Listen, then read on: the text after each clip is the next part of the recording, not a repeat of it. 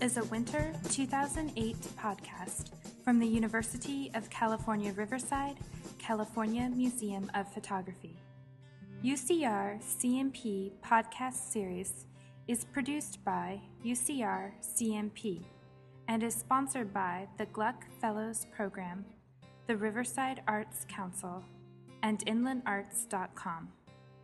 This podcast is part of a series of podcasts derived from audio recordings found in UCR CMP's collections. Recordings will include conversations between prominent photographers, as well as interviews conducted by former curators of the museum. Since 1973, UCR CMP has distinguished itself as one of the United States' premier museums of photography and related optical technologies. Today, the museum's permanent collections encompass nearly 750,000 photographs, stereographs, books, periodicals, cameras, and viewing devices. UCR CMP holds the world's largest collection of stereography, the Keystone Massed Collection of over 250,000 glass plate negatives and 100,000 stereographic prints and related memorabilia. This podcast features an audio recording of photographer Garry Winogrand speaking at MIT in 1974.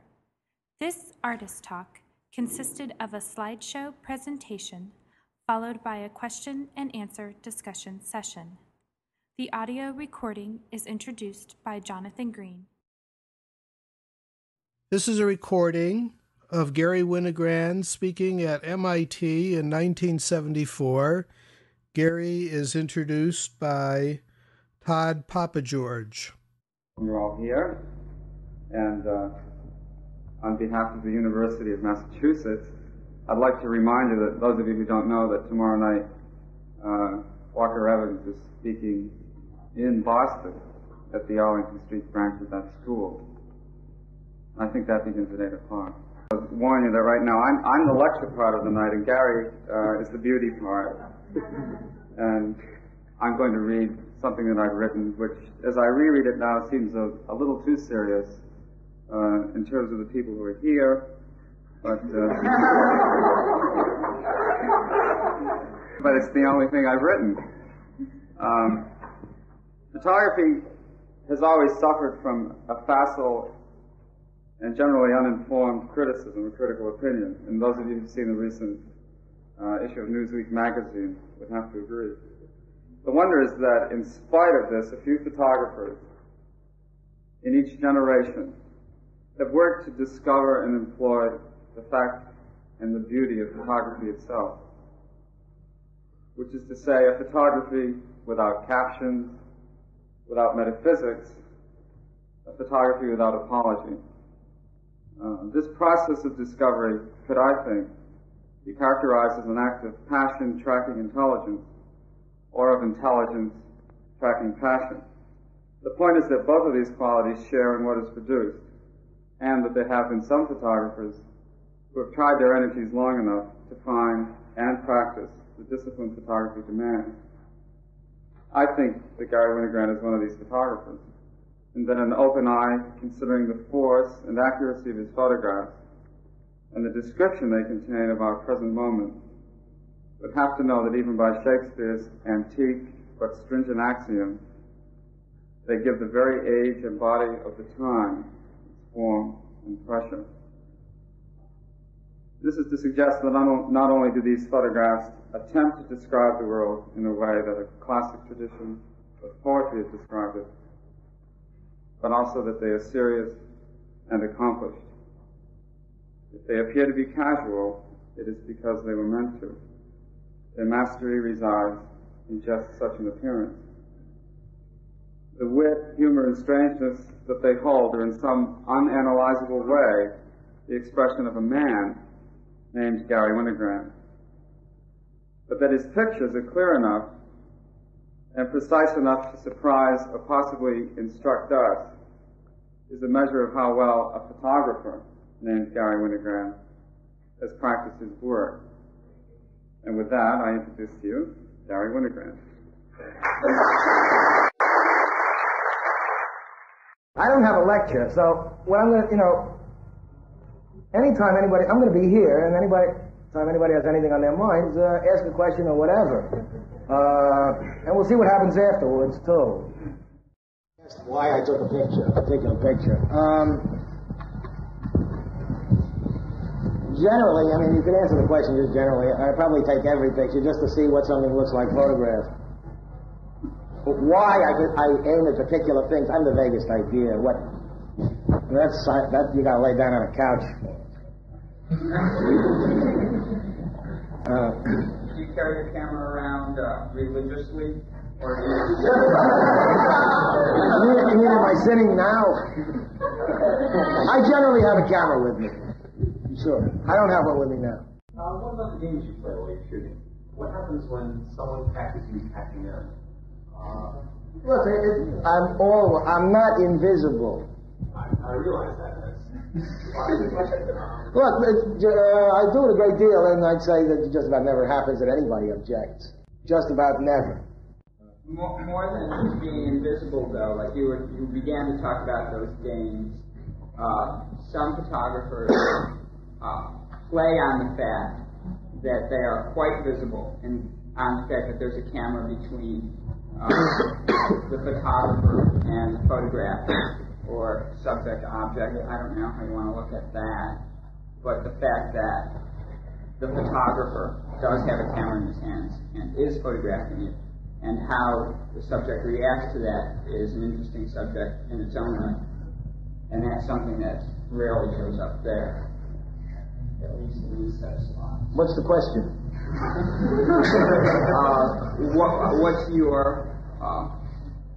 What are your thoughts on those games?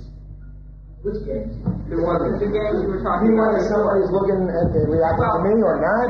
Yeah. Depends on it depends on specific instances. How it looks. You saw a guy without legs, and the guy's looking at me, and I took the picture. Then. It just depends on each thing has its own specific problem. Excuse me?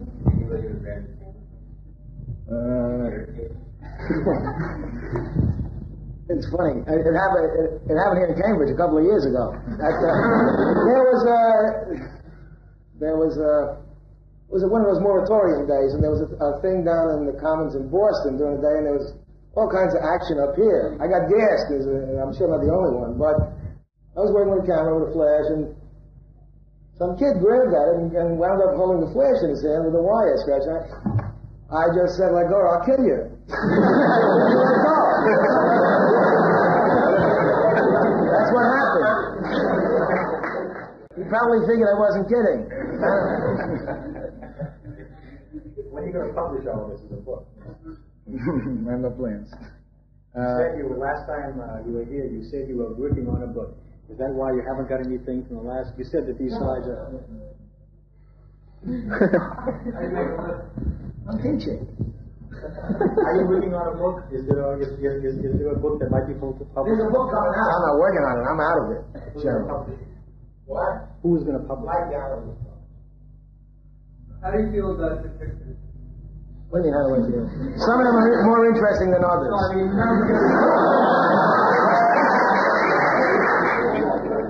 What?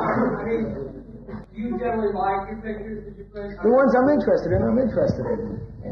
If I'm, it's a funny process. I mean, when I've got contacts, I enlarge in terms of what I'm interested in seeing bigger. And then I find out when I have they're work prints. I make mostly work prints. I don't make finished prints for me. Most of these slides are made from work prints. But when I've got work prints, then I can find out what I'm interested in. How do you feel about your own pictures? That's what I'm talking about. All right. You still like them? The ones I'm interested in, I'm interested in. That's all I can say. We're talking about that business of. I said something about games. When you're shooting, in terms of people seeing you, whatever, however their attention goes. There's all kinds of games you can play. I do when I'm shooting. I sort of take advantage. People are generally innocent about how a camera operates.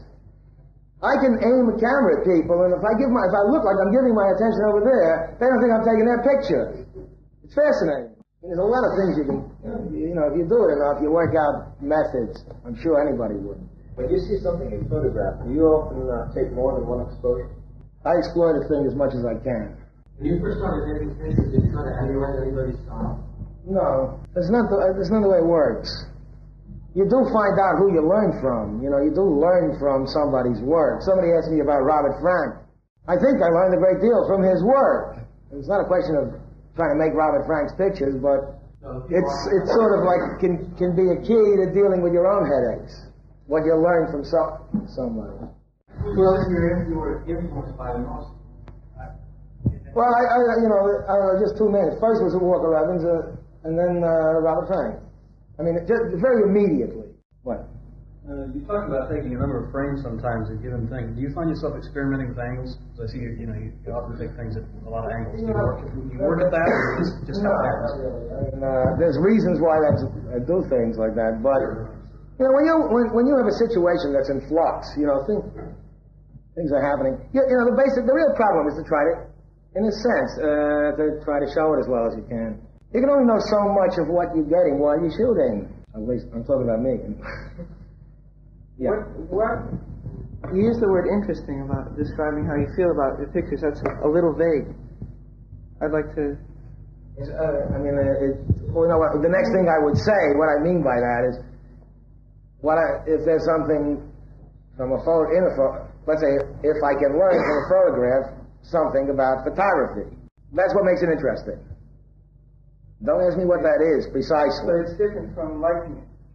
It's not a question of liking. Right. I'm saying it's different. It's not. It's not a question. Yeah, you're agreeing with what I said.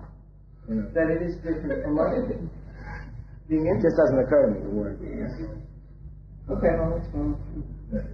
How much time do you usually spend on a final print? What do you mean? When I make a finished print, as long as it takes. It could be 2-3 pieces of paper. It doesn't take long. Do you sell any photographs? Anybody wants to buy? I don't sell a lot of prints, no. Do you ever have other people do your printing for you? As often as possible. Well, I don't know about other photographers. I know Bresson does it, and I think it doesn't make any difference. As far as myself goes, all I want is an open print. Any competent printer can print for me. There's not a game of interpretation. The only decision is to try to keep it as open as possible. Yeah, if I could afford it, I enjoy printing, but I'm always behind. I shoot a lot, and if I could afford it, I'd have somebody print it for me. It's only, I think it's only collectors who make a deal out of the photographer getting his hands in the tray or whatever. They want it signed. It's a funny game. There's very little to do with a lot of things. Yeah. You do much experimenting with films and developer combinations, or you kind of standardized at this point? No, I use 76 and I strayed with a replenisher, and I use Tri-X. It's excellent film. I've learned I docked at a 76 somewhat. I don't fool around much. What is the role of accident and cast in your work? Or how far is it? Maybe 99%. There's a lot of surprises in frame. God bless them. Let's face it. A surprise functions in a lot of ways. You can, if I were taking pictures of this room, at any given time, anytime I make an exposure, my attention isn't all over, really. If my attention is there, I don't know what you're doing. I'll find out when I see the print. No? I can make the decision, let's say, where the edges are, but at any point of shooting, I can know what's going on here. I know what's going on here, but I find out. You win, you lose. You hope doing that. I don't need it. I photograph. It's all the same. I photograph where I am. That's what it amounts to. How do you get somewhere? I go. Most of the time I'm in cities. You have a favorite place? Where I am. Oh, look, you know, the question is funny. Look, I'm a New Yorker, and when I'm not in New York, it turns out I'm always in another city. You know, you saw some pictures where there was a picture with, you know, what is it, some seagulls and some fishtails and what. I was at Montauk Point. You know? What do you do? What percentage of your exposures do you find interesting? It depends, again, on what you shoot. No. You know, I mean, you saw... You've got to deal with a specific situation. You know, you saw some slides. I said it was the Metropolitan Museum of Art Centennial Ball. I only saw about 5 slides. I could show 20 slides. It was a very productive evening. You've got to deal with a specific situation. That's the only way I could answer the question. Yeah. Do you ever feel that the photographs that you make statements about the subject which could be considered dishonest, or do you think that the camera never lies? I don't know. I can't answer the question. I don't know what the truth is. Well, do you ever sense that you're being unfair? Let's put it this way. You know, come right down to it. The photograph is its own reality. It has no relation. Once the photograph exists, it has no relation to what was photographed. How long has this? This is 74. Yeah, at least 20 years, something like that. At least. Probably more, I'm sure, man. When you go out shooting, how many exposures do you make in a given? Once again, you know, I was out Saturday. You know, it's the same. Really, the same question she asked. Saturday, I photographed at the SMU Texas game. I shot 15 rolls of film. I don't do that every day. Again, you got to talk about a specific day. Can you say anything about how your book, The Animals, came about? You know, there was a theme that developed. And if you took the rift down to this theme, that way, going back over your old prints? I got a book coming out. Yeah, how did that come about? Well, it's a funny business. It's a compulsion. I mean, I wind up, I'm weak. You know, if I see an attractive woman, I'll try to take a picture. And it's the same way, really. It's funny. But it's got to do with compulsions. Did I answer your question? Did your work clarify your compulsions? No, you just wind up with pictures. That's all you do. I'm talking, at least me. You wind up with pictures. Nothing more? Huh? That's all there is. That's why you take pictures, no? Do you feel that you don't have much to tell us? No.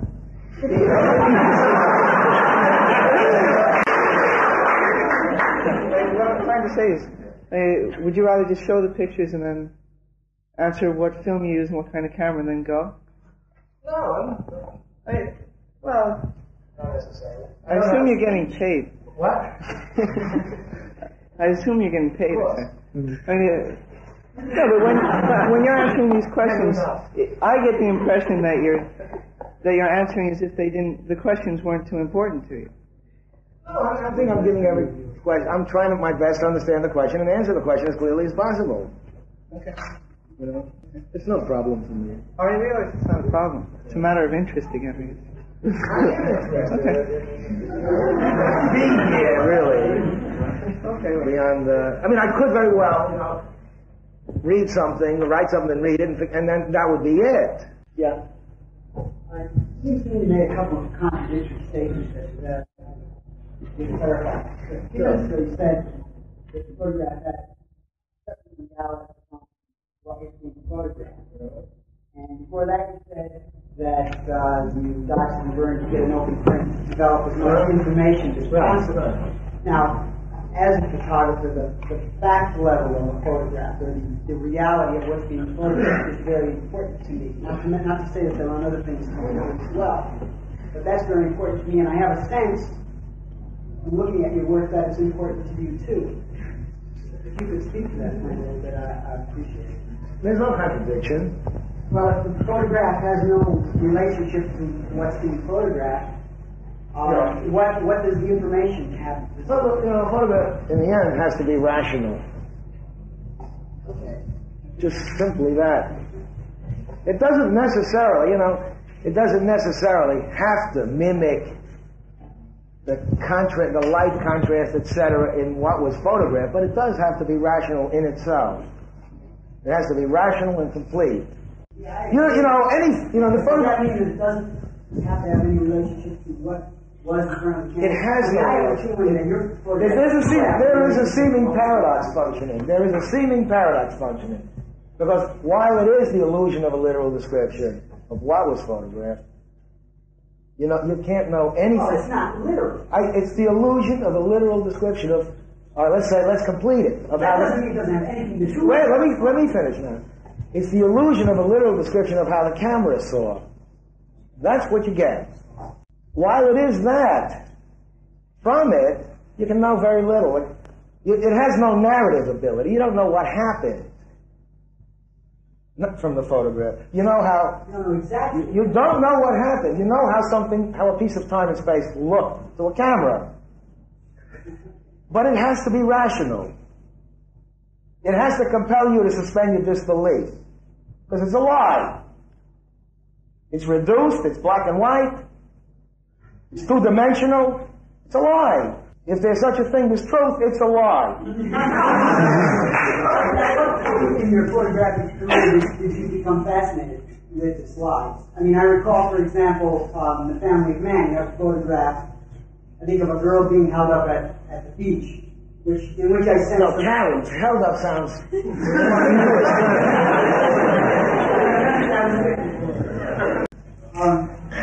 There's a sense in that picture of more of a preconception that he seems to have gotten away from since. He seems to be more fascinated with the lie or the reality or whatever by itself, without any preconceptions. I'm just curious at what point in your photographic career did that change come? I don't know. Do you recognize? Am I pointing out something? I don't know if you're...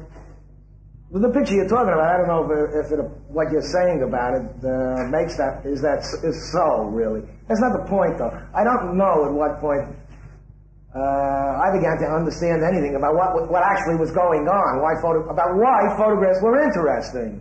I don't really know when I started giving it any thought. You don't really have to, You don't have to understand anything about, in these terms, to make photographs.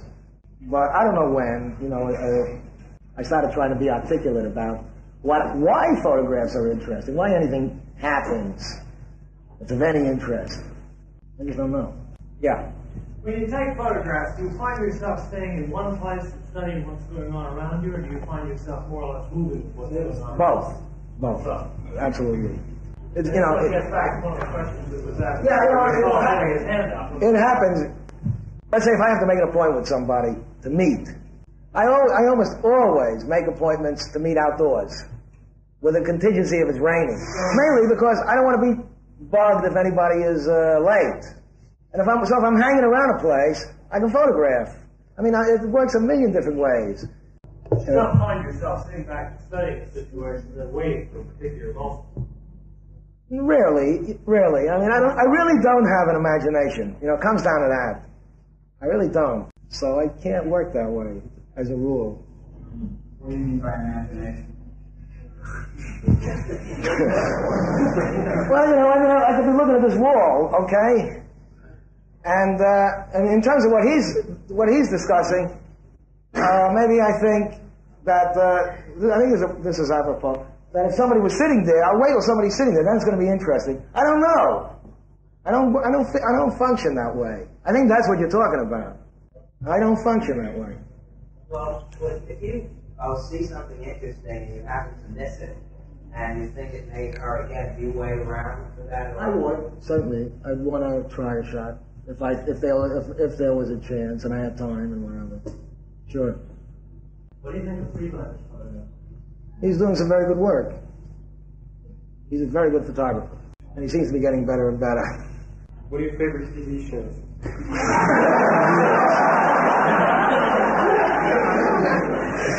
don't have any. Do you think color could do what the black and whites are doing in terms of impact?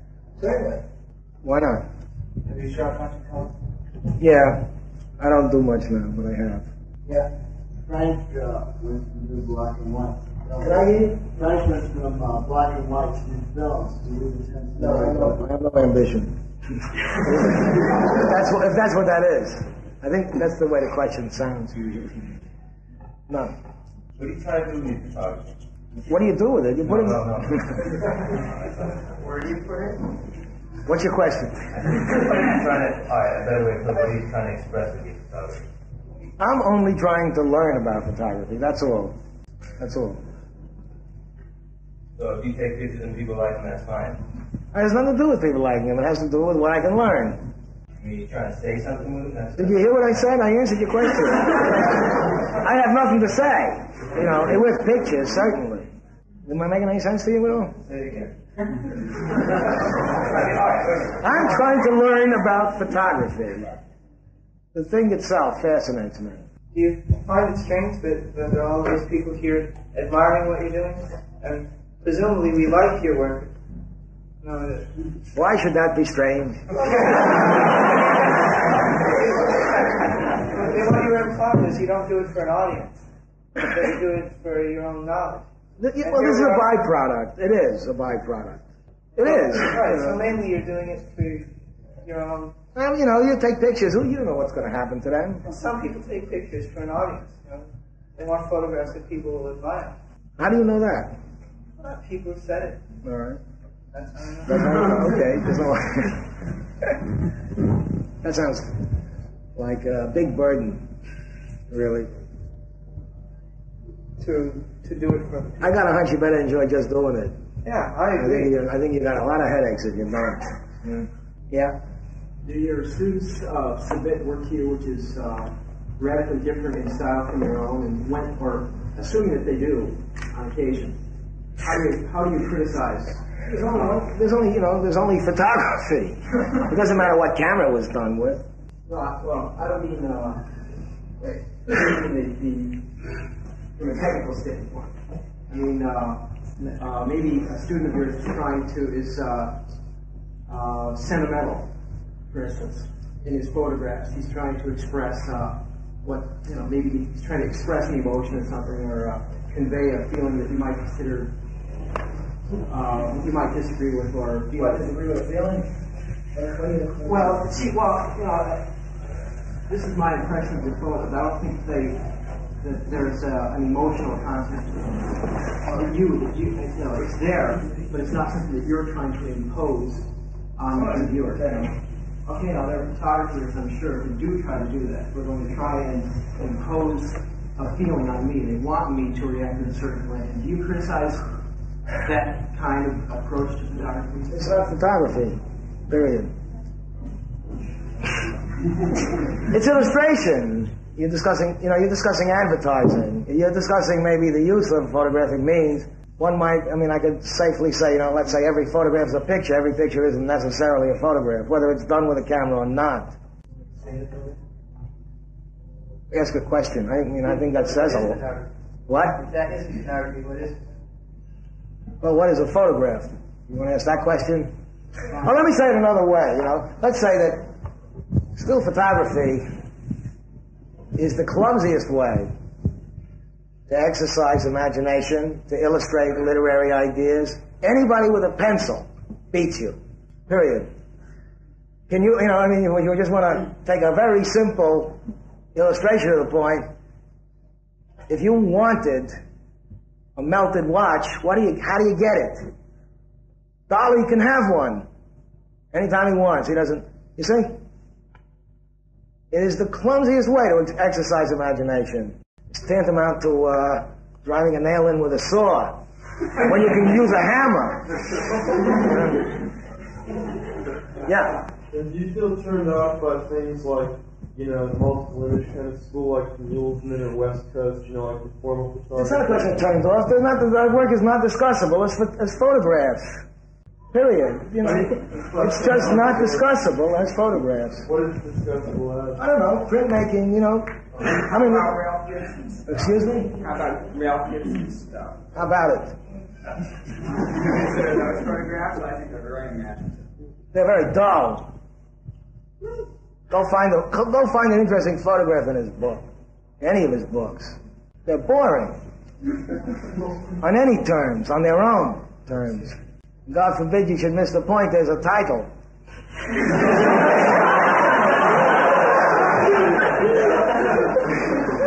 That's what I mean on their own terms. They're no place.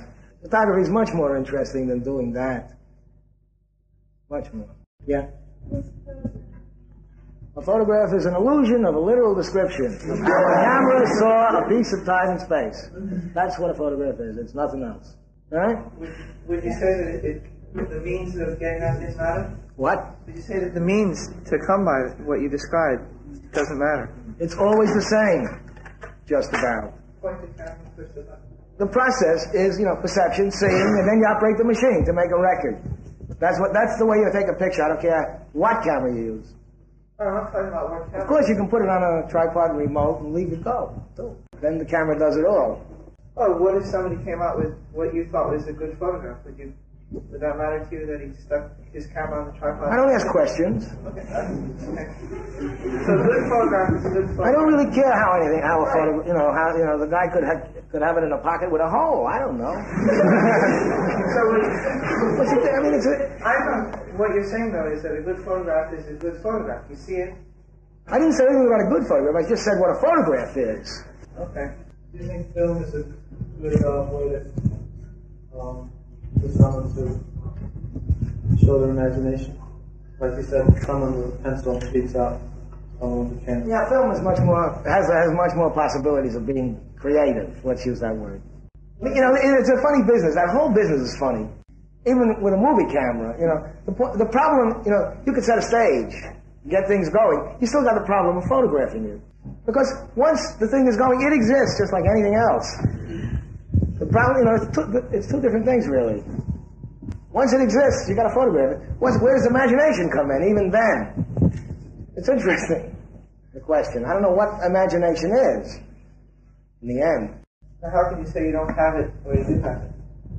Well, as I understand, I'd say generally its connotations when it's used, I'd say no. For me. Well, I'd say that's something that could be parallel to imagination. What are you talking about? Well, just to try to understand something about the process, really. That's the only point of bringing it in. It's conceivably a useful term. Yeah? Is there such a thing as a good photograph as distinct from a photograph? And if Sure. so, what is? Well, what? And if so, what is? Sure, all photographs aren't equal. Yeah. Or what makes one good and another not? What's the... All right, you have to start to discuss the quality of the problem that's conceived of for the medium. What the point, the quality of the degree of the contention in the photograph. There's only sleep without contention. In the end, there's got to be contention. It's got to come from someplace. What else is that? I mean, you could take, if you know the Ann Arbor, for instance, like the cover of her book, the point of contention, the form is on the verge of overwhelming the content. It doesn't. A problem is stated, a severe one. What separates that photograph, let's say, from other photographs. That's the point of contention there. There's let's say only boredom without contention. It's got to be there. Am I making any sense? Yeah. You talked earlier about an open photograph. What? You talked earlier about how you were diving and trying to get an open photograph. And I'm not sure exactly what. It simply means that in the shadow area there should be information. It shouldn't be dead. A hole in the picture, black. In the highlights there should be information. It shouldn't be chalk white. What? That's what we're talking about. We're talking about an open print. Why do you say that? I mean, there are a lot of people who consider themselves photographers who would let have blacks with nothing in it and white. Everybody's responsible for their own foolishness. And their own misunderstandings. In other words, you don't allow for that point of view. I have nothing to... It's not up to me to allow or disallow. I don't run the show. But you are making it good. You're not saying you control everything. You're not controlling them, but you're making it good. on the basis of what I understand. That's all. I mean, just take a look in this room, okay? Who's wearing anything black? No, take a look at somebody who's wearing something black. There's light on it. What color is it? Is it black? Or is it gray? Is there a black in nature? Yeah. No, sorry. When the light's out, when there's no light, it's black. Take pictures then. Be my guest.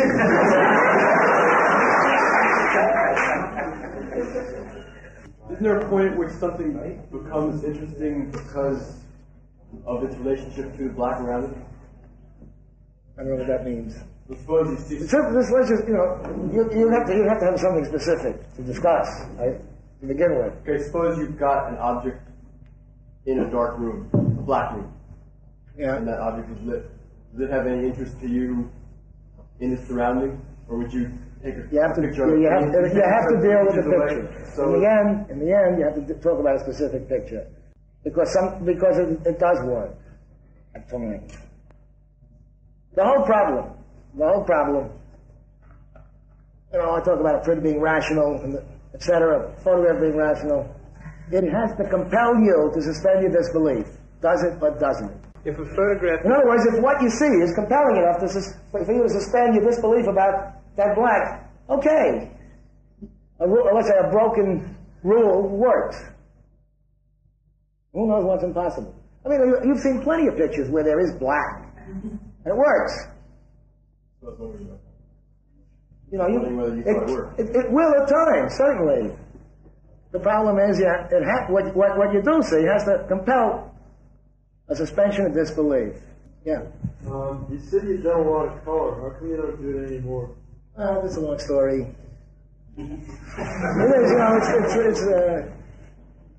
The materials are very limited. Leave it at that. And so is my pocketbook, considering what the materials cost for them. And it's on top of them being very limited. Yeah. Do you ever work with large format, or at least larger than 35? No. Uniform? No.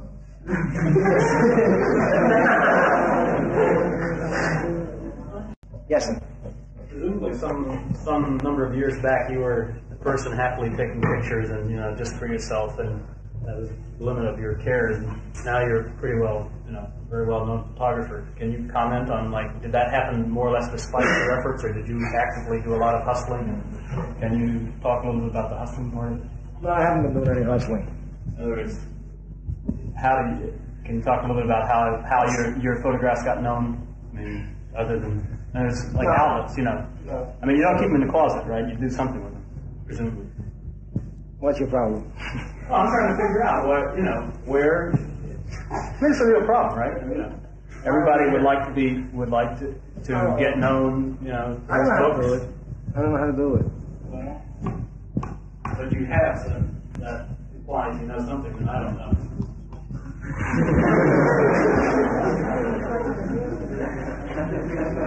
I mean, obviously it has to do with pictures first, but once you got the pictures, what do you do with it? I really don't want to write a biography here. Yeah. Because that's what you're really asking. I mean, it's not simply stated. The whole thing is funny in the end. It really is. Because politics exist in the end. There are political people. I mean, we're not talking about me. I can talk about somebody whose name I won't mention, who was studying someplace for a master's. And, I mean, this is roughly what I mean by politics. And he told us a lot of nonsense. And he just told them, give it to me, because I'm not going to hang around. And they just figured that he might produce something. They wanted him to have a master's from there. That's political. Things work that way. It's a lot of foolishness. It's a game. At some point. Yes? How do you want to be remembered? Well, I don't hear. Is that in French? How do you want to be remembered?